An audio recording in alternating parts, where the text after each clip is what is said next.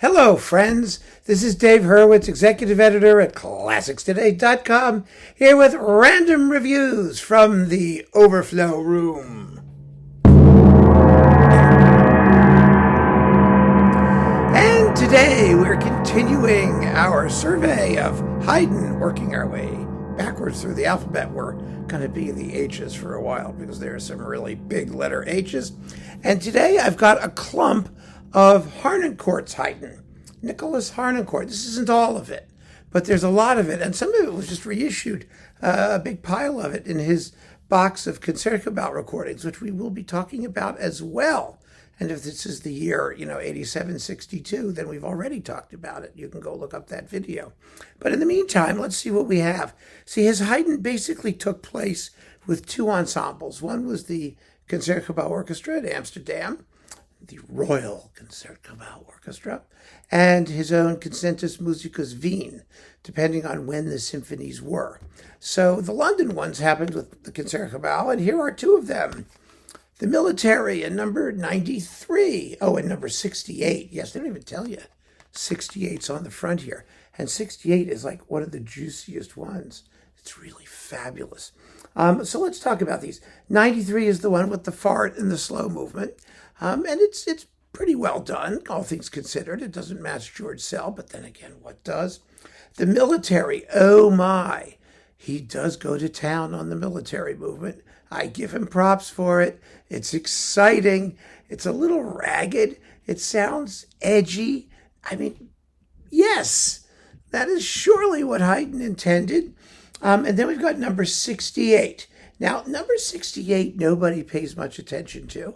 And it's a splendid symphony with an enormous slow movement. The slow movement here is 14 minutes long, which makes the whole symphony 14, 21, plus another half an hour. Good solid half hour. But half of that is just slow movement. But the finale is this crazy rondo, a wonderful variation rondo with episodes featuring everybody. You've got oboe solos, bassoon solos, minor key interludes, and the tune is so catchy. Once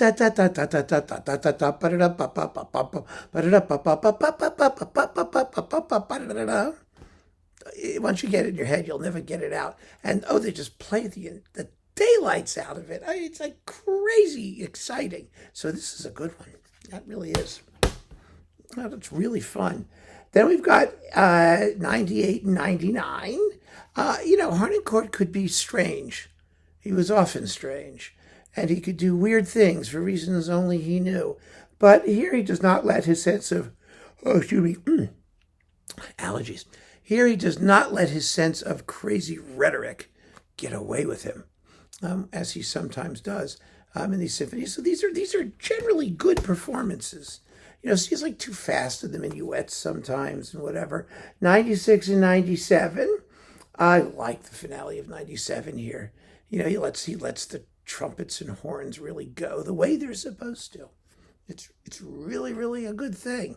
It's just amazing to me how people are afraid of Haydn's dynamics, his use of forte and fortissimo, and also the fact that the balances are not always what you think classical symphony should have.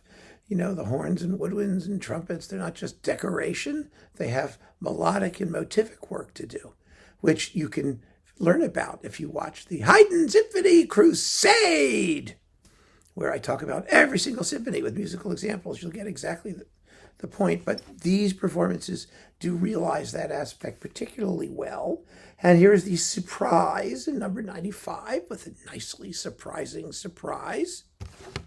Boy, they changed the look of these things. Look at the difference you'd think it's in covers. You'd think it's like two totally different labels.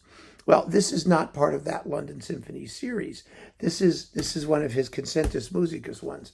You've got numbers 45, the Farewell, with all the repeats in the slow movement, making it 12 minutes long. Oh my God. And oh boy. Il Distrato. I was distrato for a moment there. Number 60. There it is. Oh, it's hilarious, and Harnoncourt goes crazy on it. But I really wish that he would play the last two movements attacca the way they're supposed to go, without any pause between them. But it's not bad. He's good. He's okay. And last but not least, number 30, Alleluia Imperiale, which is amazing. It's the one with 4 different finales. You get to hear which one he picks. And then Ludun in C major, General Ludun, which is number 69. These are all with concentus musicus, and they're very good too. And I have to say, Harnoncourt's work, now that he's gone, has held up well. It was crazy sometimes. It was provocative, mostly in a good way, but it really has withstood competition and time. So I think his reputation is secure. And while he didn't attack Haydn as systematically as Mozart, who did, except for Dorati, these are good performances. So there you have it. Give them a shot. Listen to them. You can listen to them there. You can get the big Concertgebouw box, and you'll have these, or some of these, not the concentus musicus ones, which are some of the best ones. But you can't have everything, can you? We're in good shape with Haydn and Harnoncourt for the most part. The more bizarre moments, well, you just take them in stride. So keep on listening, friends. Thanks for joining me. Take care.